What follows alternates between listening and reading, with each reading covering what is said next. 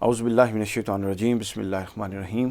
ہم ہفتہ وار اپنی بچوں کے ساتھ، فیملی کے ساتھ ایک تربیتی نشست کرتے ہیں جس کا آغاز کر رہے ہیں، اور پہلے آف ہوتی تھی آف کیمرہ، تو ابھی سوچا کہ آن کیمرہ ہو، جس میں ویکلی ایک اعتقادی موضوع، عقیدے کا موضوع، اور ایک کوئی اصلاحی موضوع اپنے بچوں کے ساتھ ڈسکس کرتا ہوں میں۔ تو یہ آپ لوگ بھی بعد ازاں اس میں شامل ہو سکتے ہیں، اس کو سن کے بھی اس میں شامل ہو سکتے ہیں۔ تو آج ہم بات کریں گے توحید پر، جو بنیادی اور پہلا عقیدہ ہے۔ تو یہ میرے ساتھ میری رائٹ سائڈ پہ بیٹھے ہوئے ہیں جی محمد علی اصغر صاحب، اور یہ میری بیٹیاں بیٹھی ہیں دوسری طرف، زہرا بطول اور سارہ بطول۔ یہ ادھر دیکھو سارہ، یہ اچھا۔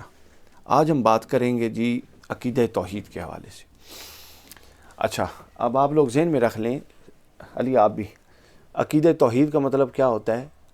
کسی کو پتہ ہے تو بتائے، بولو۔ آپ کو پتہ ہے تو بولو نا، شرما کیوں نہیں، بولو۔ توحید کا مطلب ہوتا ہے، میں سمجھا دیتا ہوں، ایک ماننا۔ کیا؟ بولو۔ ایک ماننا، ایک ماننا، اللہ تعالیٰ کو ایک ماننا، ٹھیک ہے؟ یعنی اللہ تعالیٰ جیسا کوئی بھی نہیں، وہ ایک ہے، اس جیسا کوئی نہیں ہے پوری کائنات میں، ٹھیک ہے؟ اس جیسا ہو بھی کیسے سکتا ہے، اس نے تو خود پوری کائنات بنائی ہے، سمجھ آئی نا؟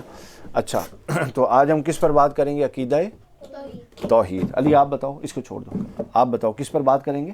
توحید پر۔ کس پر؟ توحید پر۔ اچھا، توحید کا قرآن مجید اور حدیث، ہم ایک صورت لیں گے چھوٹی سی، اور ایک دو آیتیں لیں گے، ایک دو حدیثیں لیں گے۔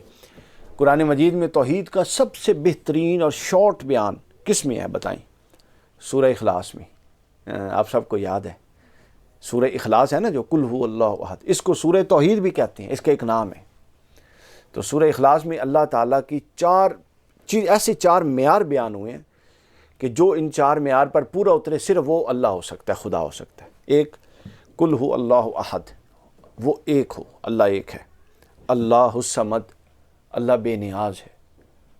بے نیاز کا مطلب کیا ہوتا ہے؟ آپ کو آپ کی ضرورت، اس کو میری ضرورت، کوئی کسی کا محتاج، کوئی کسی کا محتاج ہیں ضرورتوں کے لیے، ہم ہوا کے محتاج سانس لینے کے لیے، کھانے کے محتاج ہیں، سونے کے محتاج، خاموش، سونے کے محتاج۔ اللہ تعالیٰ کسی کا بھی محتاج نہیں۔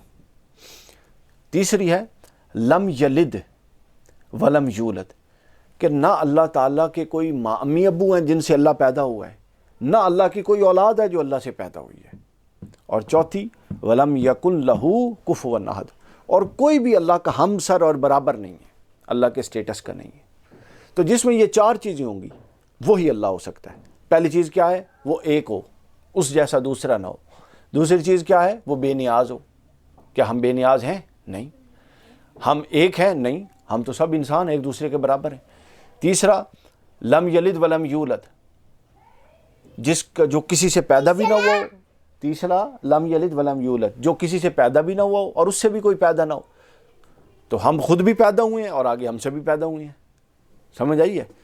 تو لہٰذا، اور چوتھا کیا ہے؟ کوئی اس کا برابر نہ ہو، ہم سب انسان ایک دوسرے کے برابر ہیں۔ تو لہٰذا کوئی انسان اللہ کی برابری نہیں کر سکتا۔ توحید یہ ہے کہ اللہ ایک ہے، اللہ بے نیاز ہے، اللہ کا نہ کوئی باپ ہے، نہ اللہ کا بیٹا ہے، نہ اولاد ہے، اور اللہ کا ہمسر اور برابر، اس کو رکھ دو علی، شور نہ کرو۔ اچھا، اور اللہ کا ہمسر اور برابر کوئی نہیں ہے۔ سمجھ آ گئی؟ کلیئر ہو گئی یہ بات؟ اگر آپ سے اب کوئی پوچھے کہ توحید پر قرآن مجید کہاں پر ہے قرآن مجید میں توحید، تو آپ کیا جواب دیں گے؟ سورہ اخلاص۔ آپ بتاؤ سارا، علی آپ بتاؤ، سورہ اخلاص کون سی؟ سورہ اخلاص۔ سورہ اخلاص میں توحید ہے پوری کی پوری۔ اچھا، اب ہم یہ صحیح بخاری کی ایک حدیث پڑھ لیتے ہیں۔ اللہ تعالیٰ کا تعارف، اللہ تعالیٰ کون ہے، تعارف ہونا چاہیے نا۔ صحیح بخاری ہے، اس کی حدیث نمبر ہے جی 7379، 7379، 7379۔ حضرت عبداللہ بن عمر بیان کرتے ہیں کہ حضور صلی اللہ علیہ وسلم نے فرمایا کہ غیب کی 5 کنیاں ہیں جنہیں اللہ کے سوا کوئی نہیں جانتا۔ اللہ کا تعارف کروایا، انہوں نے کہا جی اللہ کے سوا کوئی نہیں جانتا کہ جب ماں کے پیٹ میں بچہ پیدا ہوتا ہے نا تو اس کے اندر کیا ہے، لڑکا ہے یا لڑکی ہے۔ پھر اللہ کے سوا کوئی نہیں جانتا کہ کل کیا ہوگا۔ آپ بتا سکتی ہو کل کیا؟ کوئی بھی نہیں بتا سکتا، اللہ جانتا ہے کل کیا ہوگا۔ پھر فرمایا کہ اللہ کے سوا کوئی نہیں جانتا کہ بارش کب برسے گی. کوئی جانتا ہے بارش کب برسے گی؟ صرف اللہ کی ذات جانتی ہے. پھر فرمایا اللہ کے سوا کوئی نہیں جانتا کہ کون کس جگہ مرے گا. جب کوئی کسی جگہ مر جاتا ہے تو ہمیں پتہ لگتا ہے وہ فلاں جگہ فوت ہوا ہے، لیکن اللہ کو پہلے سے پتہ ہے کہ کون کس جگہ مرے گا. اور اللہ کے سوا کوئی نہیں جانتا کہ قیامت کب آئے گی. سمجھ آ گئی؟ یہ اللہ تعالیٰ کا تعارف ہے کہ اللہ تعالیٰ کی طاقت اور قدرت کا یہ عالم ہے کہ کوئی. اچھا، اب جس کے پاس جتنی طاقت ہے، وہ انسان ہیں، وہ نبی ہیں، وہ پیغمبر ہیں، کسی کی اپنی طاقت نہیں ہے، سب کے پاس اللہ کی دی ہوئی طاقت ہے. سمجھ آ گئی؟ انسان کے پاس بھی علم، آپ لوگ پڑھتے ہو نا، میں پڑھتا ہوں، سب پڑھتے ہیں، تھوڑا تھوڑا علم سب کے پاس ہے، لیکن یہ سب اللہ کا دیا ہوا علم ہے. اور اللہ کے پاس ذاتی علم ہے اور ہر شے کو اللہ جانتا ہے. اللہ کے علاوہ کوئی ہر شے کو نہیں جانتا. اس کے بعد اپنا قوت، طاقت ہے، یہ اللہ کی دی ہوئی ہے، کسی کی ذاتی نہیں ہے. زندگی ہے، یہ اللہ کی دی ہوئی ہے، کسی کی ذاتی نہیں ہے. ہم سنتے ہیں، یہ سننے کی صلاحیت اللہ کی دی ہوئی ہے. اللہ اگر چاہے تو سننا بند کر دیں، دیکھنا بند ہو جائے. تو یہ سب چیزیں جو انسانوں کے پاس ہیں وہ کس کی دی ہوئی ہیں؟ اللہ کی. ہاں، یہ ہدایت کس کی دی ہوئی ہے؟ ہدایت اللہ کی دی ہوئی ہے. جب اللہ چاہے ہدایت کو ختم کر دے، واپس لے لے. تو گویا جو شے انسان کے پاس ہے وہ سب کیا ہے؟ اللہ سے دی ہوئی ہے. اچھا، اب اللہ بندے سے محبت بھی بہت کرتا ہے. وہ کیسے؟ اللہ چاہتا ہے کہ بندہ اس کے پاس اور قریب آئے. صحیح بخاری کی یہ حدیث ہے، حدیث نمبر 7405. حضرت ابو ہریرہ فرماتے ہیں کہ اللہ تعالیٰ فرماتا ہے، حضرت ابو ہریرہ فرماتے ہیں کہ اللہ فرماتا ہے کہ میں بندے کے گمان میں ویسا ہوتا ہوں جیسا کہ بندہ سوچتا ہے. تو آپ لوگ سوچتے ہو نا اللہ کے بارے میں، اللہ تعالیٰ مجھے یہ چیز دے گا، میرے ساتھ یہ کرے گا. اللہ فرماتا ہے جیسا بندہ سوچتا ہے میرے بارے میں اس کے ساتھ ویسے ہی کرتا ہوں. تو لہٰذا کیا سوچنا چاہیے؟ اچھا سوچنا چاہیے، ہر وقت زیادہ سوچنا چاہیے. تو جیسا بندہ سوچتا ہے میں ویسا کرتا ہوں. پھر اللہ فرماتا ہے جب بندہ مجھے یاد کرتا ہے نا، میرا ذکر کرتا ہے، نماز پڑھتا ہے، تسبیح پڑھتا ہے، قرآن پڑھتا ہے، تو اللہ فرماتا ہے میں آسمانوں پر بندے کو یاد کرتا ہوں. دیکھیں، یعنی جب آپ اللہ کو یاد کرتے ہیں تو اللہ پھر آپ کو یاد کرتا ہے. پھر فرمایا کہ بندہ اگر مجھے دل میں یاد کرتا ہے تو میں بھی دل میں یاد کرتا ہوں.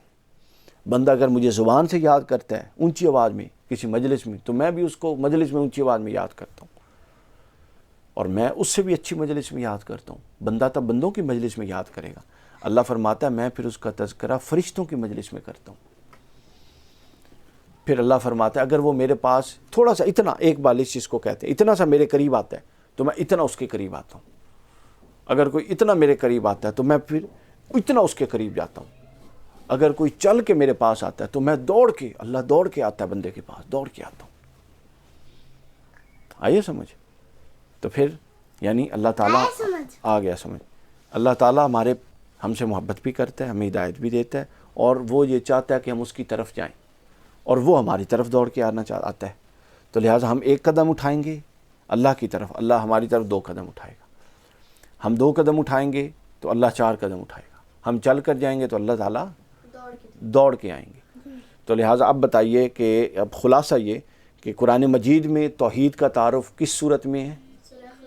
سارا علی سورہ اخلاص. اوکے. اس کے بعد ہم نے صحیح بخاری کی 2 حدیثیں پڑھی. کس کتاب کی؟ صحیح بخاری کی. کس کتاب کی؟ بولو. صحیح بخاری کی 2 حدیثیں پڑھی ہم نے، اور ان حدیثوں میں ہم نے اللہ تعالیٰ کا تعارف سیکھا. ٹھیک ہے. اور ہم نے پھر یہ بھی سیکھا کہ اللہ تعالیٰ بندے سے محبت کیسے کرتے ہیں اور کیسا تعلق رکھنا چاہتے ہیں.